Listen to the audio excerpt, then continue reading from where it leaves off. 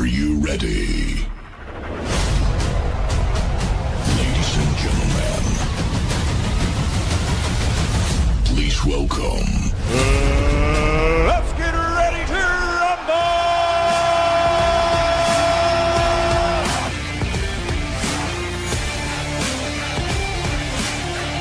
Seattle's got to make a stop. Amon-Ra St. Brown's going to throw it back to Goff! Who had that on the bingo card? Touchdown Lions!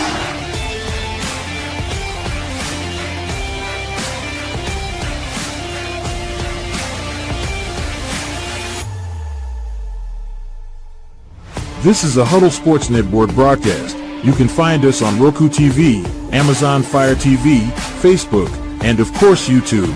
Get all your NFL news here first. Hello, everyone, and welcome to the main event. It is Monday, 7 p.m. Eastern Standard Time. It means we're talking about football, specifically Detroit Lions football, NFC North football. I'm your host, Main Event Mike. Welcome to the program. Whether you're watching live or whether you're watching on the rebroadcast, we appreciate you being here, especially since y'all are diehards, right? You're here with your boy at July 7th in the middle of the summer before training camp even starts, and you're here watching football. Even if you're just scrolling by, we appreciate you. Hit the like button. Hit the share our content as we start to ramp up towards the NFL season. It's just nerd stuff in here in the off season, but I love it. I know you do too. We are broadcasting live into the 360 Radio Network. That's 360radionetwork.com. Head on over there and check out some sweet music lineup that they have, and we appreciate them for letting us go live in there as well. Also on our own Facebook page called The Main Event. We started from nothing, and now we're getting close to 1,000 followers, so appreciate everyone who has followed the page.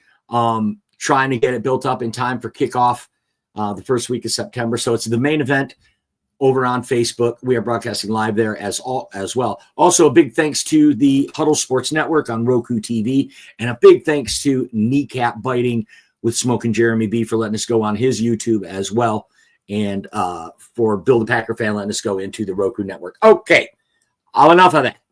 So there have been some pretty good tidbits around this offseason, though. This week in particular, I found some real interesting things that consume my time, and I'll share them with you.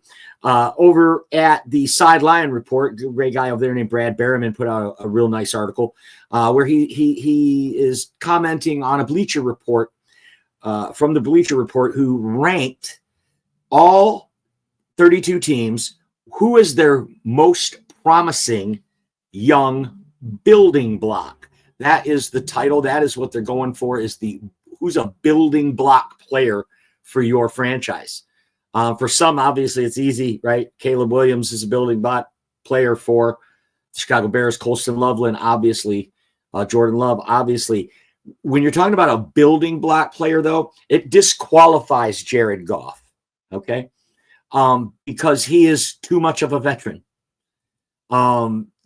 For what this definition, what we're looking for. We're looking for a young player to potentially be on your team for another 4 or 5 years, reasonably, maybe even longer. Jared Goff, will he be with Detroit 4 or 5 more years? Well, if he brings home a Lombardi, I'm sure he will. But if not, I doubt it. I don't think we can qualify him in this particular category.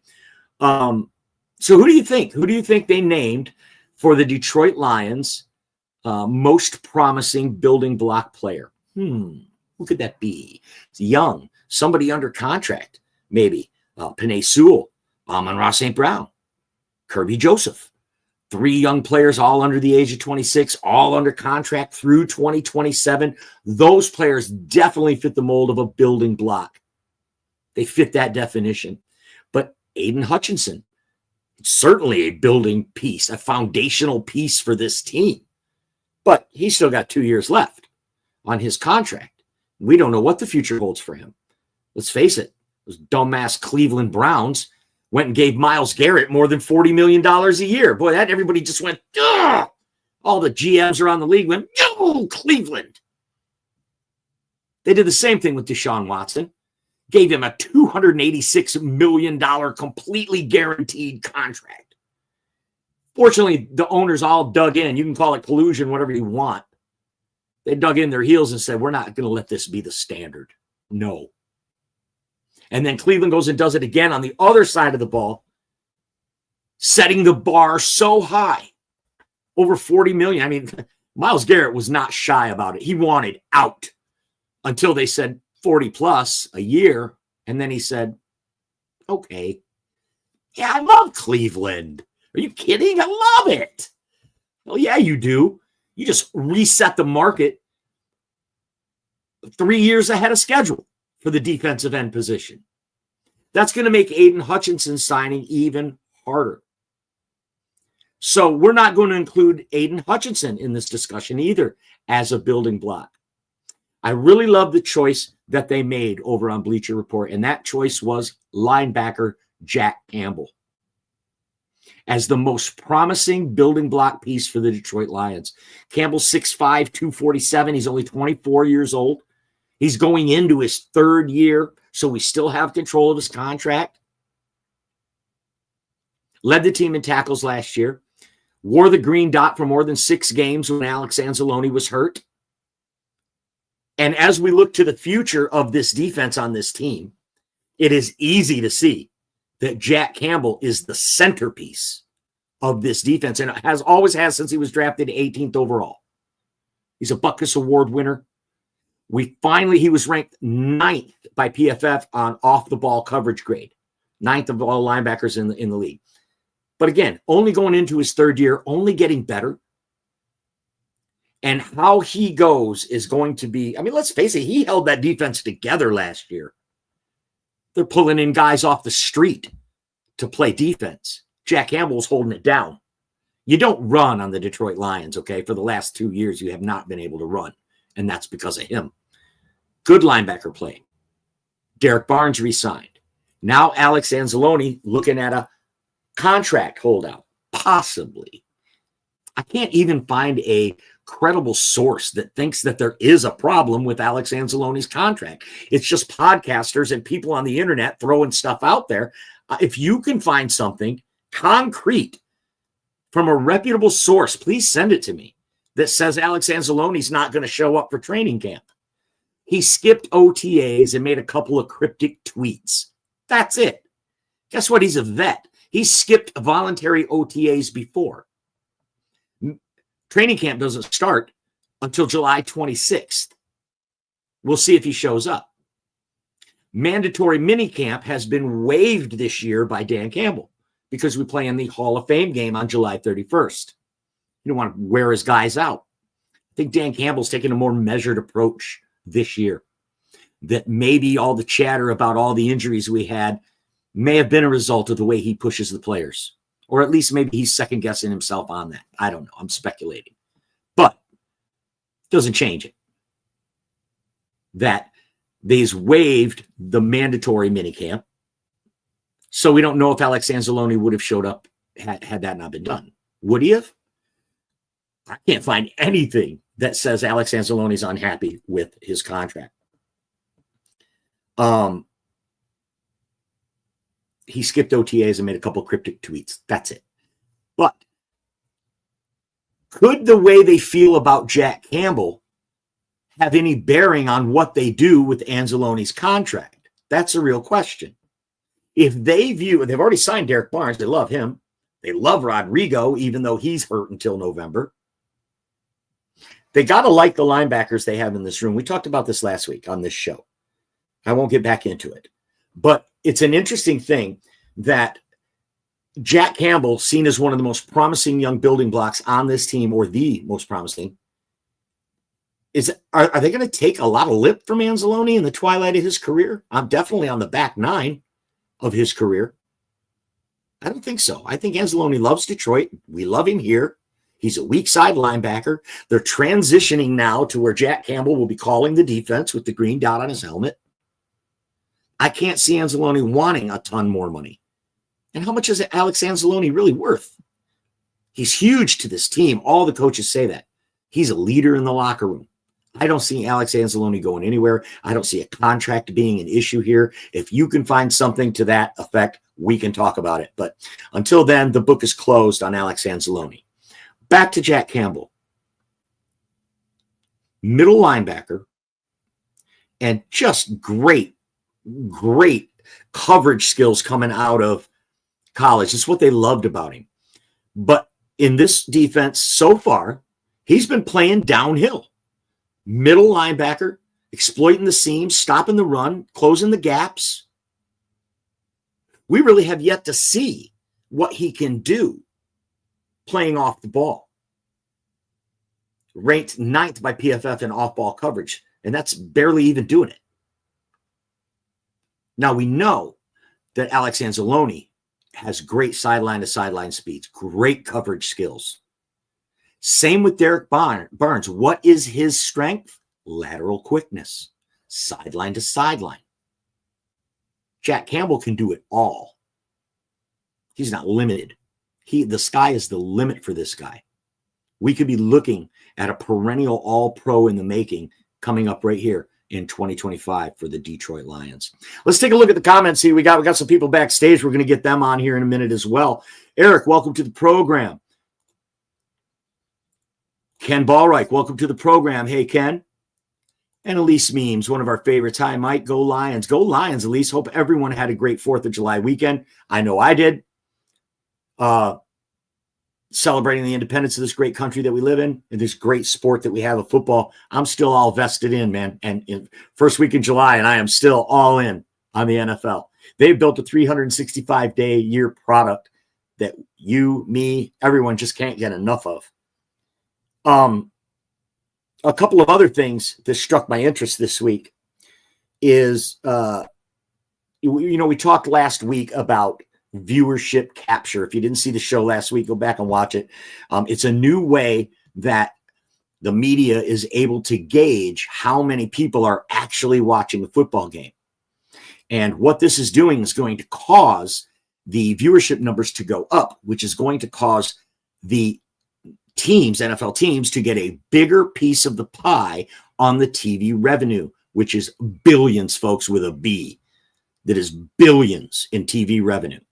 And they're going to get a bigger piece of the pie because of this new technology that the Nielsen company is implementing to capture more accurate numbers about who's watching the game. Well, what has this got to do with anything? Well, I'll tell you. Aleem McNeil, Aiden Hutchinson, these players are in completely different spots. Aleem McNeil was signed before the market shot up, and he's the 4th highest defensive tackle, paid defensive tackle in the league. He blew out his ACL near the end of the season. He will not be ready for training camp. He will not be ready for the start of the season. He will probably start the year on the PUP list, which means at least the first 4 games he's going to miss. And the Lions paid him a 4-year, $97 million contract with $55 million guaranteed, making him the 4th highest paid defensive tackle in the league. And now you're not getting a return on that investment with him sitting on the sideline. So what has this got to do with viewer capture? Well, as the Lions and the other teams in the NFL get a bigger piece of the pie of the TV revenue, that is going to make the salary cap go up. And by signing Aleem McNeil early the way Brad Holmes did, he's getting ahead of the market. By the end of this year, defensive tackles are going to be at $40 million. And Aleem McNeil is going to look like a steal at that point, provided he comes back from a serious injury, which we're all assuming he will. Not bad for a 3rd-round pick, a $97 million contract. And I don't think anybody would say that Aleem McNeil's not worth that. He is a run-stuffing presence and has decent sack ability, not great. 11.5 career sacks. He had 5.5 was his best year. He had 5.5 sacks in 1 year. But you don't get pressure from the interior most of the time. If you do, you're in rare air with NFL defenses. If you're getting pressure from the middle, that's what makes players like Aaron Donald so valuable. And Aleem McNeil is almost there. Maybe not Aaron Donald, but he's there where he's a game wrecker in the middle of the line. And now you add Tyleik Williams, who's basically the same kind of player as Aleem McNeil. These two are looking like the future. And that $27 million that he's going to cost you is going to look like a steal in a couple of years. Got a couple people in the backstage area now. We'll bring them in, some friends. It's our good friend from Canada, the real deal, Darcy Maville. How are you, Darcy? Good. My hang on. Sometimes I get earwax, and that's part of getting old, right? Oh, that sounds better. Yeah. So how are you? Just like you said, we celebrated the 4th of July. We had Canada Day on Tuesday, so it was a great holiday weekend. I'm excited for this Detroit Lions season. Thanks so much for having me on the show. No, thanks for doing that. I keep up with the pictures on Facebook that you post. And Darcy, of course, is Detroit Lions news show. The podcast, it airs. When does that air, Darcy? We try to do every Wednesday, but you just had a 2-week holiday. I try to take some time off here with the grandkids and the pool and stuff like that. But Darcy has a great show. Has great guests on there, like former NFL player Mark Schmidt, John Macaroon, staff writer for Sports Illustrated, on Darcy's show as well. Be sure to check it out if you get a chance. So, Darcy, I want to ask you, do you agree with this assessment that Jack Campbell could be the most promising building block piece for the Lions? You know what? I thought Rodrigo played better in his first year than Jack played in his first year. And I thought, benching Rodrigo in Jack Campbell's rookie year was a mistake. Seriously, Mike, his numbers weren't there. He's a good off-ball linebacker, which we drafted him for. But I do believe he is a Chris Spielman type, that he's going to be a generational player for the Detroit Lions, going through multiple contracts. What do you think about that? Yeah, I do think that. I think that that's what they had him pegged as. That's what they saw him as when they drafted him, that he was going to hold down the middle of that defense for the next 10 years. Now, but I like what you alluded to there, that perhaps he was outplayed by Rodrigo, which would have been Rodrigo's second season, right? And Jack Campbell's first season.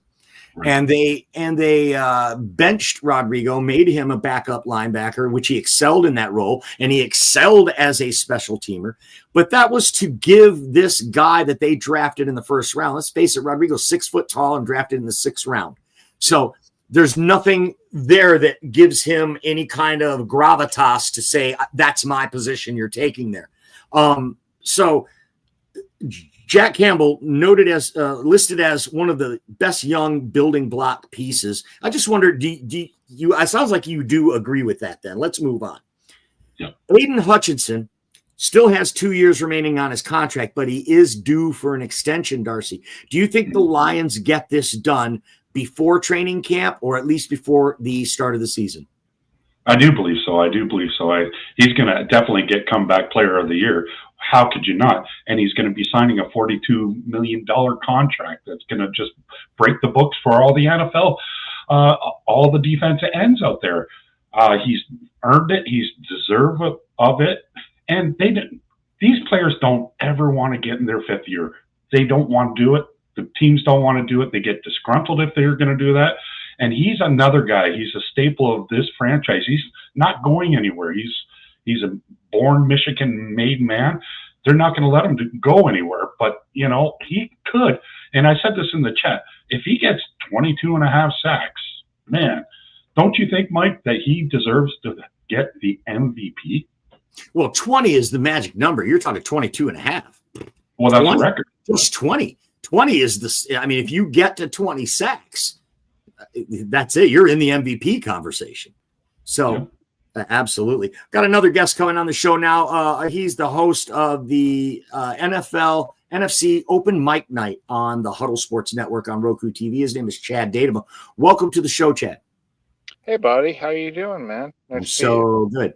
Have you been listening to the conversation while you were backstage, Chad? Absolutely. And I have a couple takes. Let's hear. What do you got on Jack Campbell? Well, I do believe that he is lined up to be the play caller, and we know Anzalone is good. Anzalone's going to run the team this year, probably, for the most part, if he's healthy. But then everybody's forgetting about Brian Branch, dude. Kirby Joseph is awesome. I'm going to need you to stay on task, Chad. It was about Jack Campbell, and he was listed as the most promising young building block on the Detroit Lions. What's your assessment of that? I think it's Brian Branch. We're talking about linebackers. He definitely fits that criteria to be labeled that. So you don't agree with it, and I love that take. Thank you so much for that. Also, Alex Anzalone, Darcy, have you heard anything on your end? I mean, I know you've heard the rumors about Anzalone not being happy, needing a contract. I can't find anything concrete about that. Anything that you're seeing? It's the same thing. You don't want to go in your fifth year, just the same. We were just talking previously about Hutch. You don't want to go into your last year. The agents, get anxious. They want to get paid. They want to make sure I'm getting paid too. The agents direct these guys to say, okay, you're going to hold out for camp. You're going to make a little bit of noise on a Friday afternoon. But I wouldn't be too worried about it because he's a Dan Campbell guy. He came from the Saints with Dan Campbell. Dan Campbell recruited him. He was our best linebacker. Do you remember that play? It was like a cross sweep with the Packers, and he didn't take the cheese like Dan Campbell says. He didn't take the cheese, and he took that wide receiver that got the fake handoff, and then he went around and boom, we beat the Packers again. And that's just a good example of the confidence they have in him. And the coaches love him. And he's been described as a coach on the field, an extension of Dan Campbell. You hear him characterized that way all the time.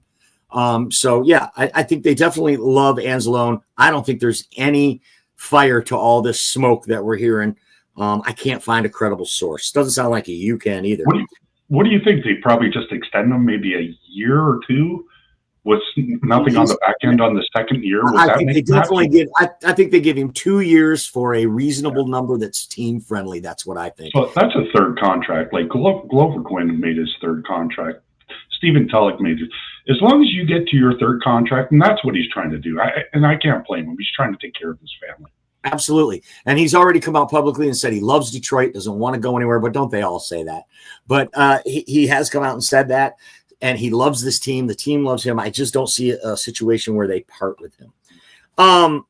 Next thing I want to talk about here is the Aiden Hutchinson injury. This is a very significant injury, okay, guys? A lot of people are poo-pooing this.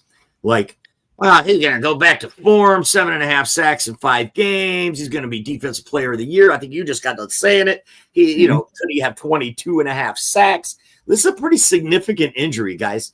I think there's going to be some learning curve or, getting your sea legs back under you. A lot of these athletes report that coming off a major injury, that it takes a game or two to get into that rhythm.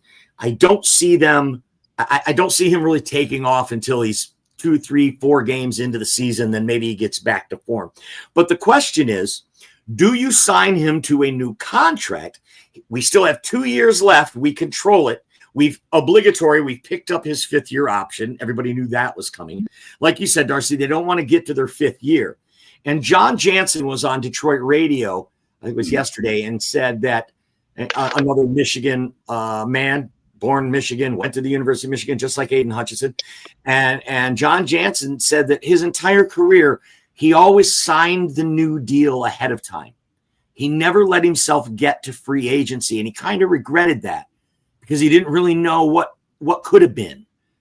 And I think there's no way they let Aiden Hutchinson get to free agency.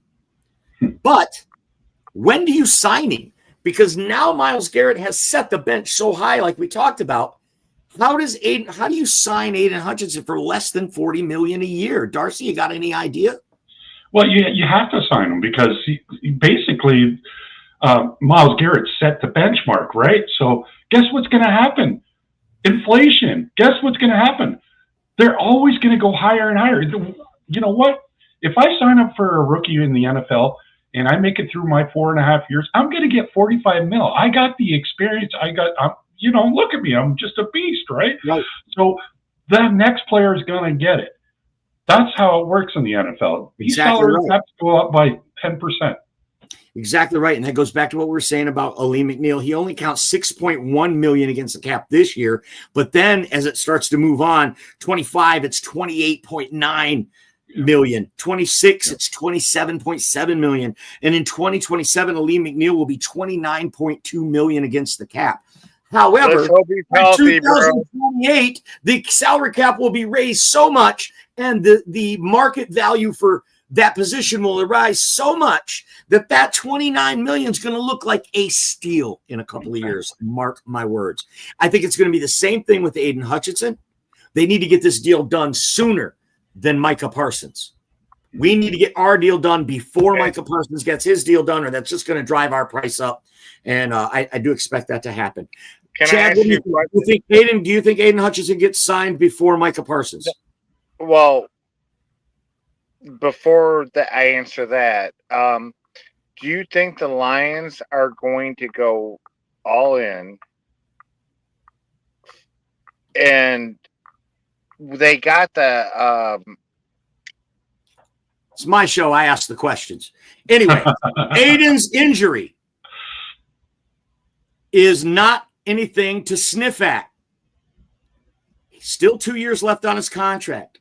I'll ask you, Darcy, does Aiden get his deal before Micah Parsons? And Micah is due to go right now? Yes. And they were drafting that same draft class? He's overdue, actually. When you look at, he was drafted in the same draft class as Penei Sewell, who got done beginning of last year. So, just like always, the Cowboys have dragged their feet on everything, and now they're going to pay more money. Like they pay more money for the quarterback, they pay more money for their wide receiver. Now they're going to pay more money for their edge rusher if they don't step up and sign him. So, do you think Aiden gets signed before Micah Parsons? I do believe Michael Parsons gets signed before, because these Dallas Cowboys, they're all arrogant and they just love to, go on Jerry's World, whatever radio station it is. I can't remember what it's called, and they're always trying to make headlines and they're always trying to be number one. So I do think they're going to break the bank for Mr. Parsons, but Hutch might sign that extra long deal, maybe a 5-year contract instead of a 4-year. I love that. If there's any player you're going to give that kind of an extension to, he would be the kind of player, right, that you would give that to. Just like Penei Sewell, an extended one of these. You never see pro contracts go more than 5 years, except in baseball, of course. But in pro football, you just don't see it. And like Patrick Mahomes signed a 10-year deal. That was unheard of at the time when he did that. So, and he keeps restructuring. We could always restructure him. Brad Holmes could restructure him so he gets more bonus money instead of kick the can down the road. Which is what they did with to try to sign, because we got to sign Brian Branch. We got to sign a whole shitload of players. Sam Laporta, yep, and Jahmyr Gibbs, right? We're going to have to eventually sign him. You don't want to let some of these superstars go, right? Right, and that's where it's the when you hit on mid and late round draft picks the way Brad Holmes has, the bill comes due eventually. You're going to have to pay these guys. And then there's a thing, you can't pay them all. Well, so far he's been able to pay them all. And we'll see if he can keep that up with all those names that you mentioned. Here's what I think is going to happen. I think they will sign Aiden Hutchinson before the start of the season, but after training camp starts. And I'm going to tell you why I think that. I think that because we've already seen this play out before, and it was named Taylor Decker at that time. And this was in 2023. He had a back injury in week 14, and he was due for a new contract coming into the next year. But a back injury, again, nothing to poo-poo. It's nothing to sniff at. So they wanted to make sure all this heated talk, if you remember in the offseason, all this heated talk about Taylor Decker's contract. What do you do? What do you do? Well, what they did was they let training camp begin, and they got a really good look at him. And they said, yes, he is fully healed. Let's give you that contract. In fact, it was July the 29th that they signed that contract, 2024. So Taylor Decker, right after camp started, they got a good look at him. They said, okay, he's perfectly healed. Now we'll commit to the money. I think they're going to do the same thing with Aiden Hutchinson. We've already seen their MO, their modus operandi. We've already seen how they do it. They want to get a good look, let their doctors get a good look, see how he responds to coaching, and they will sign him before the season starts. But the question is, will that be at $40 freaking million? I know you say you can kick the can down the road, but it's going to average salary out at $40 million a year. And you're counting on the salary cap to go up to bail you out in that situation, but that's an unknown. And like you said, you got to sign Laporta, you got to sign Brian Branch, you got to keep Jahmyr Gibbs. How do you do that if you're paying Aiden Hutchinson $40 million a year? You're paying Ali McNeil $29 million a year. You're paying Amon-Ra St. Brown $25 million a year. There just isn't enough to go around. So it's going to be interesting to see how it plays out. Put it in the comments. I want to hear what you got to say. Robbie DeFeo is in the house. What up, Lions fans? What's up, Robbie? For being on the show. What do you got, Darce? What is it? Dorsey's like a draft cap, guru. We had the problem with Ndamukong Suh, Matthew Stafford, and Calvin Johnson with Jim Schwartz at the helm. And when he got fired, we got cap issues with 3 players. We got 3 players and we had cap issues. Man, we got a hell of a lot more talent on this team than we did back in 2014, right? Yeah. But that's directly because that was before the rookie salary structure.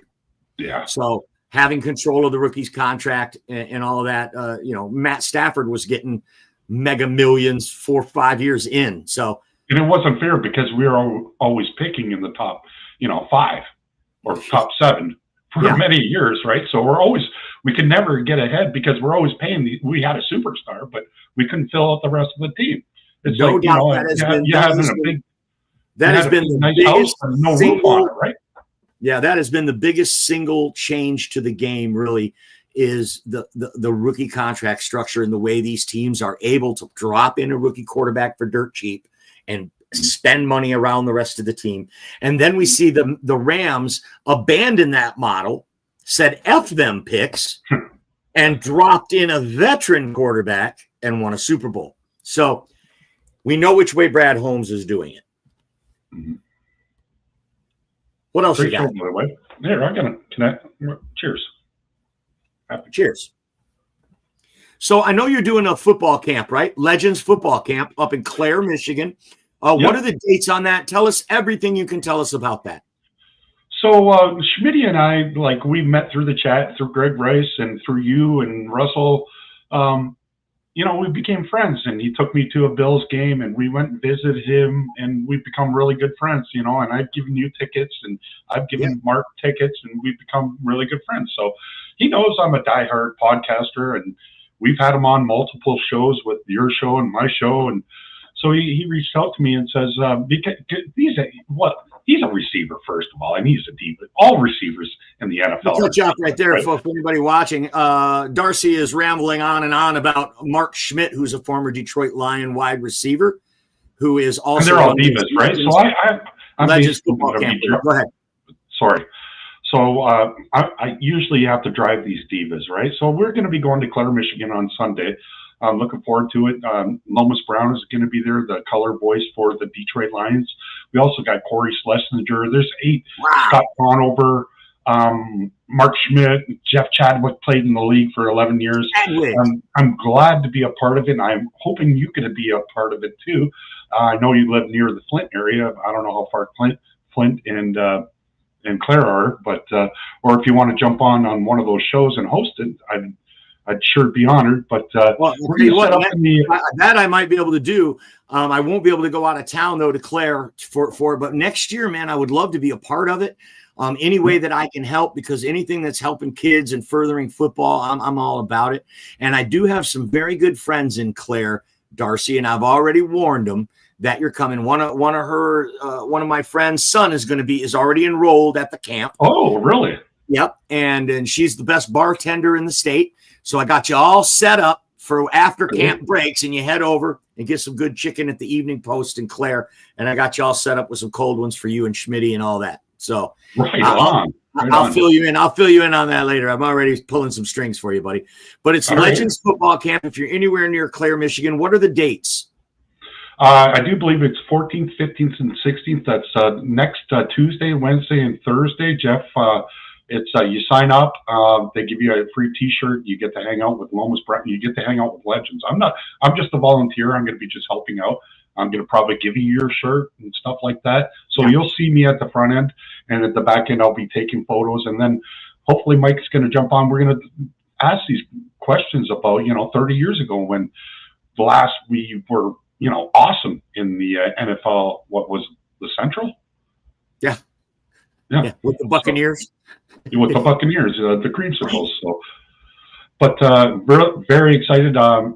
John Macaroon can't make it on because he's going to be on holidays. So we're just going to, fill in with the best we have. And I want to ask Lomas and Sless and some good questions. And you're really good at that. And I'm looking forward to that. We're going to practice on Monday. Good.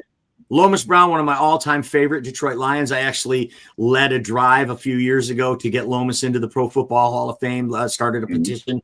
Big fan of Lomas. When I saw he was going to be there, I was so mad that I couldn't make it up this year for it. But it's Legends Football Camp in Clare, Michigan. It's Tuesday, Wednesday, and Thursday, right after this coming weekend. If you're anywhere near there, get your kid enrolled. He'll get some great coaching by some legends, some guys that have played this game at the highest level. It's the off season, Darcy. Have you ever seen a fan base so fired up in the off season for the Detroit Lions as we are this year? Actually, no. About 3 years ago, it was more fired up when we barely got. We didn't make the playoffs, but I thought there was a lot more hype. I'm a season ticket holder, right? So I bought my season tickets then. It was louder then than it was last year. Yeah. All these people yelling Jared Goff. Stop that, man. Stop that. Why? I love that. It's a team sport. I know, but if you're in a hockey arena in Texas and they're chanting Jared Goff, that's pretty damn cool, right? I mean, come on. That's pretty awesome. Well, a Detroit quarterback? Okay. I don't want to, this is your show. I don't want to take you off the rails, but throwing 3 interceptions and 1 fumble in the most crucial game, you don't throw 50-50 balls when J-Mo doesn't high point the ball. Don't do it. Okay. That's fair. That's legit. That's accurate. He did the same thing against Houston in the first half. However, we put up 35 points, bro. We put up 35 on them. We just couldn't stop anyone. Jared Goff doesn't play defense. If we could have got 1 stop, we win the game. Or we tie the game at least. See, my thing is and I do believe the off-script quarterbacks, not a running dual threat quarterback. I'm not saying that. The off-script quarterbacks, and I don't believe he is. I think he only ran for like 3 or 4 first downs in his tenure here. The off-script quarterbacks are the wave of the future, like the Patrick Mahomes, the Josh Allen. Yeah, Jaden Daniels, Josh Allen. Can you get that first down? Or Aaron Rodgers, right? He was the master of that. Can he get the first down when everybody's covered? No, but what Jared Goff decides to do, he'll throw it in that 50-50 coverage. And if he doesn't have Amon-Ra St. Brown, which is, catches almost everything, if he throws it to J-Mo, had a little bit of distractions, but he does not high point the ball. He's fast, but he does not do the Kelvin Johnson where he gets it at its highest point. That's true. And, like a guy like DeAndre Hopkins, those guys are great at those kinds of things, but that's not our game. But I do love the take, and I love that you stand behind it. I just don't agree with it. And that's okay, right? I mean, it's okay that we don't agree.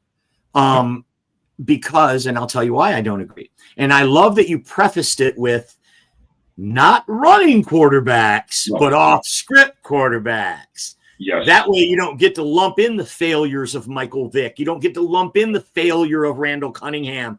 All of these running quarterbacks that they've been telling me from the 80s is the wave of the future. And what happens every year? A pocket passer wins the Super Bowl. Even Patrick Mahomes may be able to create off script, but he's a pocket passer. As long as the pocket stays there, he stays in it. Yep. Wouldn't you agree? Yes, but this is what I'm talking about. Okay, say everybody's covered, but what does Jared Goff do? He doesn't even think about pulling the ball and running. He might spin to the left. This is his move. He likes to spin to the left, and it worked once. and he got the first down. Now he spins left and he fumbles, or now he spins left because that's his thing. That's how he does it. He's not an off-script quarterback. He would rather put the ball in the hands and just throw a 50-50 ball. Mm-hmm. And then you see Jalen Hurts and you see Patrick Mahomes in the Super Bowl, off-script quarterbacks is what you would call that, right? Yep. Neither one of those guys really a run first, not like a Justin Fields run first kind of guy, really. Yeah. Right. But it's a scrambling QB or an off-script QB is the same damn thing. And they've been around since forever, and they've never been able to break through and dominate this game yet. And until they do, you look at the numbers that Jared Goff put up. Yeah, he had a bad game when he was pressing. He was pressing in that game because our defense couldn't stop anyone. That's why he had to throw 3 interceptions, Darcy. That's why he threw 3 interceptions, because he knew he had to keep pressing. But don't you think those 3 interceptions with the short field, which they kept scoring at, hurt us? Of course those interceptions hurt us, but you'd think your defense could get one stop. You'd think you could stop this guy once. And I know we had a lot of injuries, but I just lay it at Goff's feet. That's all I'm saying. How many guys did we have on IR on the defense? Wasn't it 14 starters? Yeah, you can't have 14 starters, did you? If you count offensive players, it was 14 starters. But David Montgomery. I mean, we had offensive Khalif Raymond. We had offensive starters that were on the injured reserve list. I think it was 11 on defense. Like you had arguably the top 5 edge rushers gone. You had your best run stuffer gone, right? Our secondary was pretty good, other than what's his name that broke his jaw. Gone. Some of our best defensive players are gone. Like, how do you win? Absolutely, which is why Jared Goff had to do what he had to do to try to win the game, because every time Washington touched the ball, they scored. From the opening drive, we went 3 and out on the opening drive, and after that, we never stopped Jaden Daniels the rest of the day. Isn't that like – and one other thing, I don't like Jared Goff after having a week off. I do not want to win the conference ever again with him as a quarterback. I think he needs to play every week. Look at the Houston game. We had a bye before that. Look how he played after that.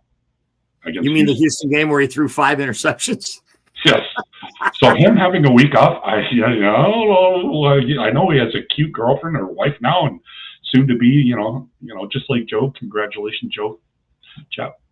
But that can be distracting. But I don't know if I want him to have. I don't want to win the conference anymore. I just want to win the division. It's a great call out. Congratulations to Joe Chapp from the Detroit Lions News Podcast on his birth of his little girl. Congratulations. She's gorgeous. We see the pictures online. Yep. Keep sending them. It's awesome. Well, you and I need to have a conversation as well, Darcy, off this show about getting my show onto that platform. I could do it right now, but no, you can't. That's why we have to have a talk. There's something in the way. I've been trying to work around it, and that's why we need to have a conversation. But we'll put that off. Robbie in the comments says Detroit has a good defense. They just lack good depth. That's a tough one.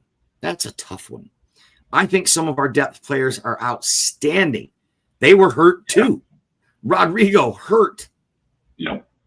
Every backup defensive lineman we had was hurt. Mm-hmm. Every backup linebacker was hurt. Eventually, Jalen Reeves-Maybin was hurt at the end of the year. Every backup we had, Khalil Dorsey got hurt. He's a backup. Ennis Rakestraw was hurt. I mean, do they lack depth, Robbie, or was the depth hurt too? We didn't get to see them even close enough full strength. And yet Aaron Glenn kept it together, kept winning games, and got the first round bye in the number 1 seed. And, I think there's some validity what you said there. You don't want Jared Goff to be the quarterback after that. But what's your reasoning there? When we traded Stafford and we got all those picks, wasn't everybody clamoring to say, let's draft a quarterback? There was chatters of having the Baltimore quarterback coming in. Sorry, it just slips my mind. And nobody wanted that. I just never believed in Jared Goff. I'm not a Goff fan. And I posted to the Detroit Lions News Podcast, Joe's page, and they got 15,000 likes and comments, like 1,500 comments. It just, there's people that agree, but all of a sudden it changed after going 3.5 wins and then going to 9 wins and then, winning the NFC North with 12 and then getting 15. So you're in the huddle, and all these huddle guys are watching. They're all saying, "Well, losing 2 coordinators is going to screw you." And like, Jesus Christ, like, shut the hell up. Like, let's talk real football. Like, come on. I just lost my train of thought. Sorry about Well, we're talking about Jared Goff not going to be able to deliver us a trophy because he doesn't run. That's the point. What you're getting at is what I thought. And I just, what more does Jared Goff have to do to make you a believer? You just said yourself, we won 15 games, Darcy. The Detroit Lions in one season won 15 games. And this guy, that's not enough for you to believe in him? We're not playing the AFC South. We're playing the AFC North.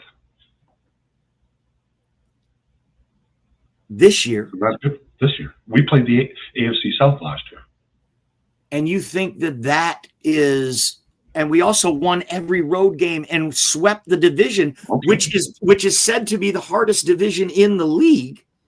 The NFC North, the AFC North and the NFC North. But last year, everybody was harping. I mean, look, 3 teams from our division made the playoffs, Darcy. So it's hard to argue that last year, the NFC North was the strongest division, and the Lions swept every game. What more does Jared Goff have to do to make you a believer? Oh, give me tickets or something. Yeah. If you were to win 15 games this year, would you be a believer?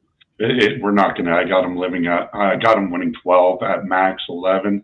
That AFC North, oh my God. With all due respect, Darcy. With all due respect, your predictions don't have any bearing on that question at all. But it's going to be. Here's my take. Can I give this you my year take? Because we play the AFC North, would you then be a believer? If we get more than 12 wins, I'll buy a Jared Goff jersey, and I'll put Main Event Mike on the back. I told you so. I'll do that, and I'll eat crow. You guys heard it. Well, here's my prediction. I want to make a prediction before. All right, let's make a prediction. If we go 500 until Thanksgiving, or just one game over 500, which I think we're probably going to do, because I'm not a believer of the Jared Goff.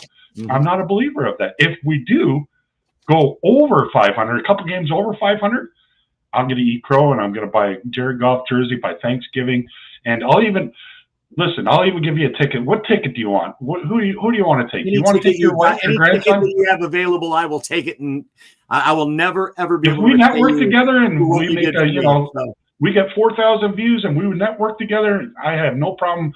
I always give my tickets to the local podcasters, right? So I like what you're saying here, but Thanksgiving is week 13, Darcy. So, that's a long way. Let's take a look at this schedule real quick. Okay. For me, it is the first 7 weeks before the bye. Okay, we see the bye there in week 8. I'd like you to look at this and give me a record prediction for the Lions just through the first 7. I'm going to have to put my glasses on. Hang on. Where's the bye? Okay. Win, loss, win. Win, loss. Loss. Okay, so we've got 3 and 2. And then I think we beat Kansas City. 4 and 2. 4 and 2. Lose to the Bucks again. 4 and 3. So you have us 4 and 3 going into the bye week, and then week 13 right here, Green Bay. That is Thanksgiving. So 4 and 3. Keep it going after the bye. Home against the Vikings. Win. So 5 and 3. Washington on the road. Loss. 5 and 4. Philly on the road. Loss. 5 and 5. Get the Giants at home. Win. 6 and 5. Thanksgiving at home against the Pack. Oh, we're definitely going to beat the Packers. But that's Thanksgiving, right? So this is what I'm saying. If we go 500 or one game over 500, and then we win the rest of them, because I do look at that, we can win the rest of them. Other than LA is going to be tough. Right, and we don't know what Aaron Rodgers and that defense in Pittsburgh is going to look like in Week 16, because it's a regular old folks home over there in Pittsburgh that they've got now. That defensive line, we do have Colin backstage, it looks like, but man, I don't really want to put that guy's name up there. Here, I'm going to jump off. Is that all right? You going to jump off, Darce? Yeah. All right. Well, thanks for being on. Be sure to Thanks. check out Detroit Darcy on Detroit Lions News Show. Thanks, Honored to Darcy. be on. Thank you, Thanks. sir. Good luck at the camp. Oh, yeah. I was going to enjoy talking to Darcy. What's going on? Colin is a Vikings fan, but you wouldn't know it because he doesn't wear anything purple or put anything in his title that lets him know what team he plays for. What do you think all this Lions shit we're talking about? What's up? What do you think about all this Lions shit we're talking about? Well, I just hopped on a couple of minutes ago. I was looking at I have no respect for the Vikings. Wow. Not that I'm really that surprised by Darcy to think that you guys are gonna sweep the Vikings this year. I don't know. I see you guys splitting with us. So yeah, Christmas Day, we didn't actually get to that game. Christmas Day, where we play in Minnesota. I believe Darcy would have predicted a loss there because he was just glossing over it. Yeah. I think they're going to beat us on Christmas Day. Because I think that McCarthy's either going to have it figured out by then or the Lions will be beat up, and Minnesota can't stand how much we beat them recently. I think they have to get one game with us this year, and I think the first game of the year in Week 9 against the Lions, we're going to be coming off the bye.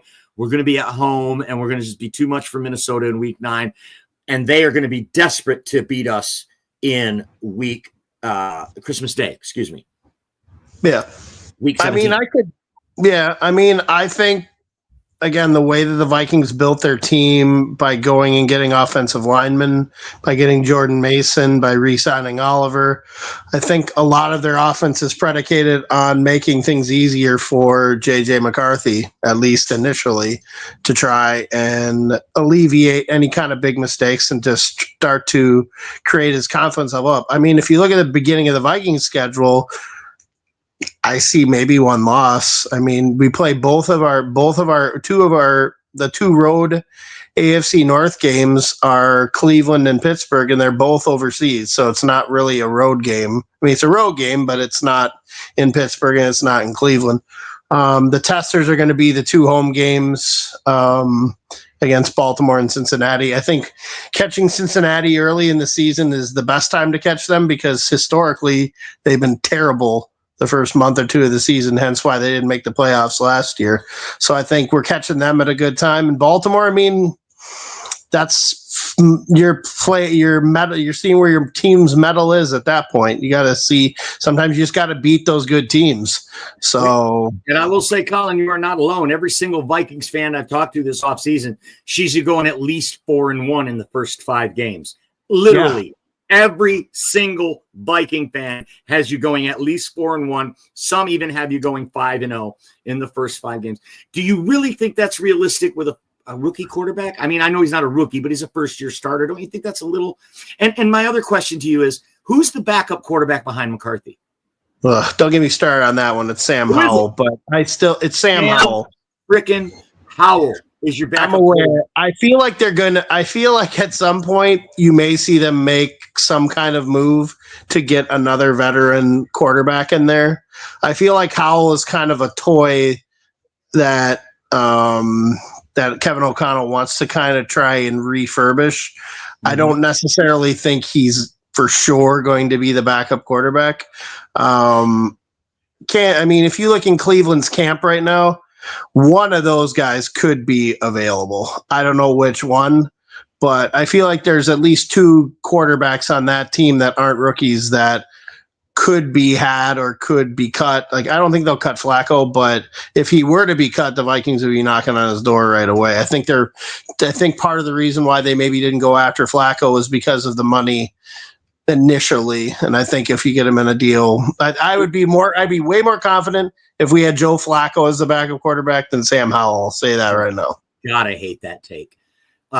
Joe Flacco? You really think they'd go after Joe? He's like the dishes washed, okay? And I'm going to tell you that Sam Howell, what you said is spot on. Kevin O'Connell is one of the best head coaches in the league, but he is the best, right? Maybe behind Sean McVay, at quarterback whispering. Look what he did to Sam Darnold. Look what he did to Josh Dobbs. He handpicked that guy from obscurity and prolonged his career by 4 years. Well, not to mention Kirk Cousins. Hold on.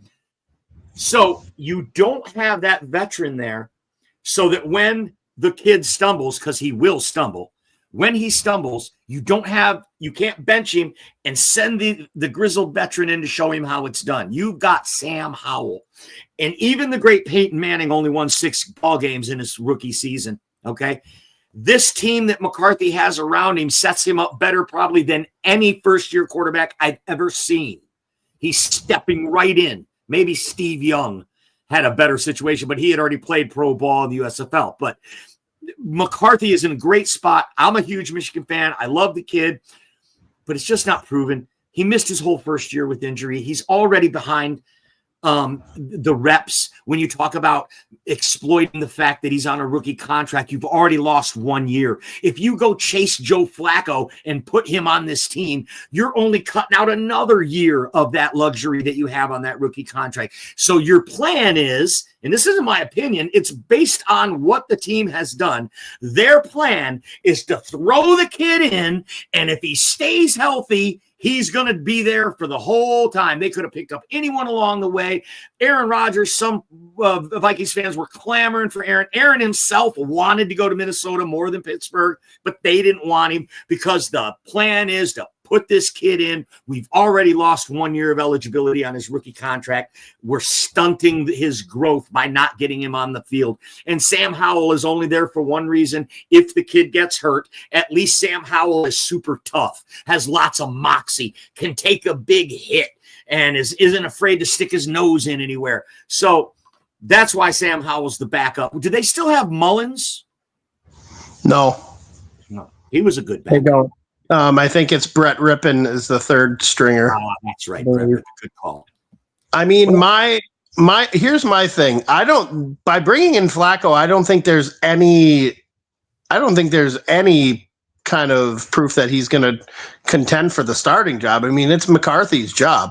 It's more about having a more veteran guy backing up McCarthy. I don't think he's going to push McCarthy at all. I think he's going to be more of that mentor, maybe, that McCarthy may need. Now, I don't know if you remember, or I'm sure you do remember, a couple of years ago when Cousins went down, that's what the team probably would look like without having, I mean, they were trading a 6th-round pick to get Dobbs, and he actually made Dobbs look moderately sure did competent. And even Nick Mullins. I mean, Mullins had a game where he threw, I think they were playing Cincinnati. I want to say he threw, well, I think he threw for 400 against, I think he threw for 400 against you guys. I was at that game. Season, I believe. I was at that game. He did. He had 4 touchdowns as well. Yeah. So, I mean, he has the ability, O'Connell has the ability to bring in guys and have it work. And that's just his guilt. And I mean, O'Connell was the OC under McVay when he was with the Rams. So they are 2 peas in a pod when it comes to that. I personally, if it would have been me and Shedeur Sanders was sitting there in the 4th, 5th round, I would have very much thought of maybe taking him, only because of who the coach is.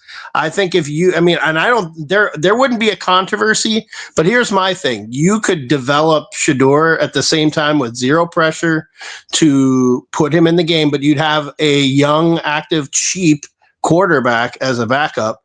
And if a team got desperate enough, that 4th or 5th round pick that you used to get Shedeur, if he's being developed properly under O'Connell, that could turn into a second or first round. A couple minutes left of the show, and I don't want to waste it on a hypothetical what could have been in last April's draft. But thank you so much for being on the show. I loved your takes, and I know you'll be back. That is Colin. Give it up for him.